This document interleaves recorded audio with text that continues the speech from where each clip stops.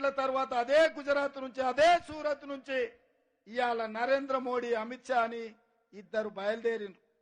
వాళ్ళకి ఇంకొక ఇద్దరు తోడైనరు. మేమిద్దరం మాకిద్దరు. ఎవరై అంటే నరేంద్ర మోడీ అమిత్ షాకు అదానీ అంబానీ తోడైనరు. వీళ్ళు నలుగురు ఆలోచన ఒక్కటే, ఈ దేశంలో రిజర్వేషన్లు ఉంటే దళితులు గిరిజనులు హక్కులు అడుగుతారు, అధికారంలో భాగం అడుగుతారు. ఇప్పుడు బలైన వర్గాలను ఓబీసీలను కూడా కాంగ్రెస్ పార్టీ గద్దెనెక్కించాలని చూస్తుంది.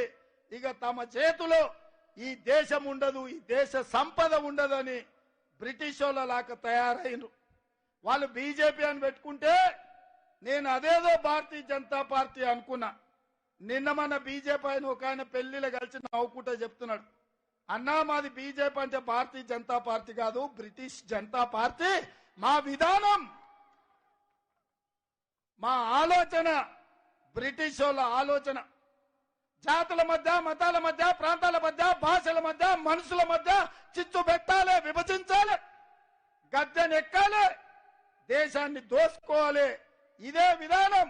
అందుకే ఇవాళ భారతీయ జనతా పార్టీ 400 సీట్లు అడుగుతుంది. మా దామన్న స్పష్టంగా చెప్పిండు, ఎందుకు కావాలనే 400 సీట్లు? రాజ్యాంగాన్ని సమూలంగా మార్చాలి. రాజ్యాంగం ద్వారా డాక్టర్ బాబాసాహెబ్ అంబేద్కర్ ఇచ్చిన రిజర్వేషన్లను రద్దు చేయడం ద్వారా దళితులను, గిరిజనులను, బలైన వర్గాలను అనదొక్కి బానిసలుగా వాళ్ళ చెప్పు చేతల్లో పెట్టుకోవాలనే కుట్ర జరుగుతుంది. ఆ విధానంలోనే మొన్న జరిగిన పార్లమెంట్ లో రైతు వ్యతిరేక నల్ల చట్టాలను తెచ్చి మన తాత ముత్తాతల నుంచి వచ్చిన మన ఆస్తులు, మన వ్యవసాయం, మన సాంప్రదాయాన్ని అదానీ అంబానీ అమెజాన్లకు తాకట్టు పెట్టి మన భూముల్లోనే మనము బానిసలుగా, వాళ్ళ చేతుల్లో కట్టు బానిసలుగా వెట్టి చాకిరి చేయాలని